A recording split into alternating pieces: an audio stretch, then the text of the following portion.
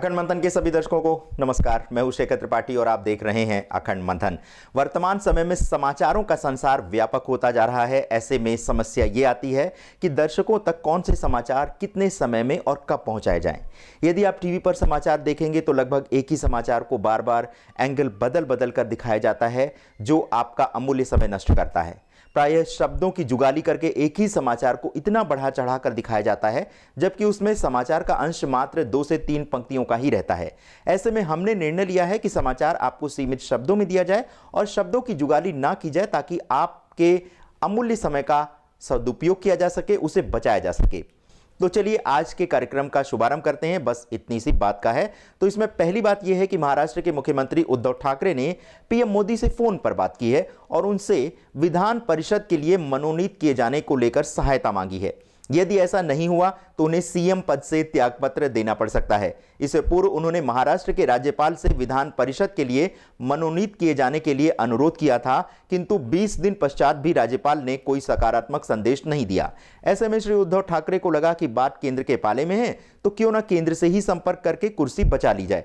तो उन्होंने लगा दिया पीएम मोदी को फोन और अनुरोध कर डाला और धमकी भी दे डाली। अनुरोध यह किया कि वे महाराष्ट्र के राज्यपाल से कहें कि उन्हें विधान परिषद के लिए मनोनीत कर दें, और यदि ऐसा नहीं हुआ तो उन्हें अपनी कुर्सी गंवानी पड़ेगी। अब यदि कुर्सी गंवाई तो महाराष्ट्र में सरकार पर संकट आएगा और ऐसे में कोविड समाप्ति के लिए किए जा रहे प्रयास में बाधा आएगी, और यदि ऐसा हुआ तो स्थितियां केंद्र के लिए संकटपूर्ण हो सकती हैं।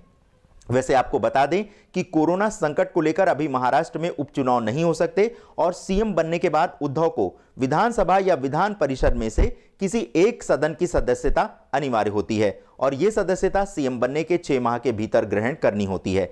6 माह का समय समाप्त होने वाला है और महाराष्ट्र राज्यपाल की ओर से कोई संकेत नहीं मिला है। अतः उद्धव जी ने पीएम से फोन करके सहायता मांगी है। वैसे पीएम ने भी उद्धव को विश्वास दिलाया है कि वे मामले को स्वयं देखेंगे और उनकी सहायता करेंगे। बस इस समाचार में बस इतनी सी बात थी। आगे बढ़ते हैं। दूसरा विषय, अमेरिकी राष्ट्रपति डोनाल्ड ट्रंप के कार्यालय द्वारा पीएम मोदी को अनफॉलो किए जाने को लेकर के हंगामा मचा है। मीडिया में इस बात पर बहस हो रही है कि अमेरिका की दृष्टि में अब पीएम मोदी नीचे हो गए हैं और उन्हें व्हाइट हाउस की ओर से अनफॉलो कर दिया गया है। वैसे मीडिया को समाचार चलाने के लिए ऐसी बहसबाजी की आदत है, लेकिन अब व्हाइट हाउस ने सारी स्थिति स्पष्ट कर दी है। ट्रंप कार्यालय की ओर से कहा गया है कि जब अमेरिकी राष्ट्रपति किसी भी देश की यात्रा करते हैं तो उस देश के पीएम कार्यालय, पीएम एवं राष्ट्रपति का ट्विटर फॉलो किया जाता है, ताकि संदेश को लगातार रीट्वीट किया जा सके। आप जानते होंगे कि ट्रंप अभी पिछले दिनों भारत की यात्रा पर आए थे, इसलिए अमेरिकी राष्ट्रपति कार्यालय ने पीएम मोदी का ट्विटर हैंडल फॉलो किया था। अब जब यात्रा से ट्रंप अपने देश वापस जा चुके हैं, अतः ट्रंप कार्यालय ने मोदी के ट्विटर पेज समेत सभी भारतीय आधिकारिक हैंडल को अनफॉलो कर दिया। बस इतनी सी बात थी, लेकिन मीडिया कल से इस बात पर घंटों बहस और अनुमान पर अनुमान लगाया जा रहा है और आपका बहुमूल्य समय नष्ट कर रहा है। बस इतनी सी बात थी। आगे बढ़ते हैं उस समाचार की जिसमें कोरोना वायरस को लेकर पूरे संसार में 30 करोड़ नौकरी जाने की चर्चा चल रही है। संयुक्त राष्ट्र की श्रम इकाई अंतर्राष्ट्रीय श्रमिक संगठन ने पहले यह अनुमान लगाया था कि प्रति सप्ताह 48 घंटे की कार्यावधि वाले 19.5 करोड़ फुल टाइम वाली नौकरियां जा सकती हैं, किंतु अब उसने एक और अनुमान लगाया है और इसमें वो ये कहता है कि कोरोना के कारण संसार भर में जून तक 30 करोड़ लोगों की नौकरी जा सकती है।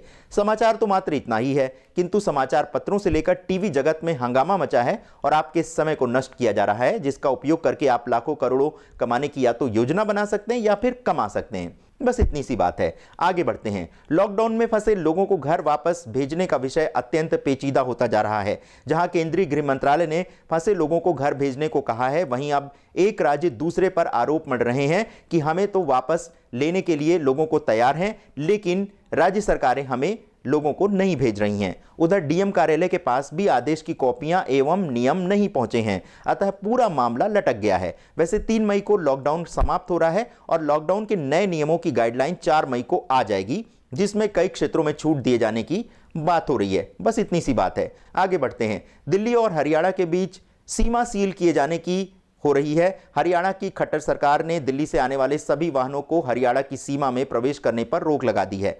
हरियाणा का कहना है कि दिल्ली कोरोना का हॉटस्पॉट बनता जा रहा है, अतः दोनों राज्यों में यदि आवागमन इसी प्रकार होता रहा तो हरियाणा में कोरोना पीड़ितों की संख्या बढ़ सकती है। अब दिल्ली के राजा केजरीवाल हरियाणा के सीएम पर अपना क्रोध व्यक्त कर रहे हैं कि भाई आप कैसे हमें आने से मना कर रहे हैं जी, आप तो हरियाणा से दूध सब्जी तक लाने नहीं दे रहे हैं। इस पर हरियाणा के सीएम ने कहा है कि आवश्यक वस्तुओं एवं आवश्यक सेवा प्रदान करने वालों के आवागमन पर कोई रोक नहीं लगी है, किंतु सामान्य आवागमन पर रोक इसलिए है क्योंकि वे हरियाणा की जनता को कोरोना का संक्रमण नहीं देना चाहते हैं। बस इतनी सी बात है। आगे मौसम की बात करते हैं तो उत्तर प्रदेश में अब से लेकर 8 मई तक प्रदेश में अत्यधिक वर्षा एवं आंधी तूफान आने की संभावना जताई गई है। इस दौरान आंधी तूफान में हवा की गति 30 से 40 किलोमीटर प्रति घंटा रहने की संभावना है। कहीं कहीं ओले भी गिर सकते हैं। ऐसे में कृषि वैज्ञानिकों ने सलाह दी है किसानों को कि वे बीज बनाने के लिए बोरे में दवाइयां डालकर अनाज को संरक्षित कर लें एवं अपने उपयोग के अनाज का भंडारण करते समय नमी का विशेष ध्यान रखें। किसानों से यह भी कहा गया है कि गेहूं की फसल को सरकारी केंद्रों पर शीघ्र अतिशीघ्र बेच दें एवं लौकी, तरोई, भिंडी एवं चौलाई जैसी साग सब्जियों की बुआई मौसम देख करके करें। बस इतनी सी बात है। आगे बढ़ते हैं, किसानों की बात करते हैं। कोरोना के चलते अब किसानों की सहायता के लिए स्टेट बैंक ऑफ इंडिया आगे आया है। एसबीआई ने किसानों के लिए एग्री गोल्ड लोन स्कीम आरंभ की है, जिसमें किसान अपनी आवश्यकता अनुसार बैंक से अपने सोने के गहने जमा करके लोन ले सकते हैं। इसके लिए किसान के नाम खेती की भूमि होनी चाहिए, तभी वे लोन ले सकेंगे। इसके लिए किसानों से 9.95% का ब्याज लिया जाएगा। किसान ये ऋण पाने के लिए एसबीआई की किसी भी शाखा से संपर्क कर सकते हैं या फिर एसबीआई के योनो ऐप के माध्यम से भी लोन के लिए आवेदन कर सकते हैं। वैसे बैंक ऑफ बड़ौदा भी कोरोना वायरस से हुए नुकसान को लेकर 5 लाख तक का लोन देने की घोषणा कर रहा है। 30 सितंबर तक इसके लिए आवेदन किया जा सकता है। बैंक ऑफ बड़ौदा की वेबसाइट के अनुसार बैंक की इस सुविधा का लाभ वे ग्राहक ले सकते हैं जिन्होंने home loan, loan against property या ऑटो लोन लिया हुआ है। इसके साथ ही उनका क्रेडिट स्कोर 650 या फिर इससे अधिक होना चाहिए। इसके अलावा ग्राहक का बैंक के साथ कम से कम 6 महीनों से संपर्क हो। तो ये थे समाचार बस इतनी सी बात में।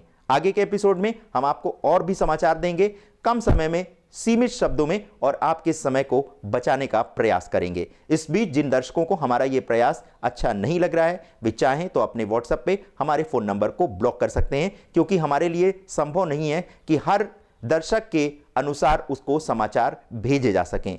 तो दर्शकों, बस इतनी सी बात है। अपना ध्यान रखिएगा, स्वास्थ्य का ध्यान रखिएगा, और चलते चलते फिल्म अभिनेता इरफान खान और आज जिन अभिनेता का निधन हुआ है, जो हमें छोड़कर जा चुके हैं, वे हैं प्रसिद्ध अभिनेता श्री ऋषि कपूर। तो इन दोनों अभिनेताओं का एक के बाद एक निधन होना भी समय की ये कैसी गति है, इसी की ओर संकेत कर रहा है। तो इन दोनों अभिनेताओं को अखंड मंथन की ओर से भावभीनी श्रद्धांजलि, और हम ये प्रार्थना करते हैं ईश्वर से कि इन दोनों की आत्मा को ईश्वर शांति दे। बस इतनी सी बात है। अपना ध्यान रखिएगा, समय की बचत अवश्य करिएगा, क्योंकि समय बहुत बलवान है। धन्यवाद हमारा ये प्रसारण देखने के लिए।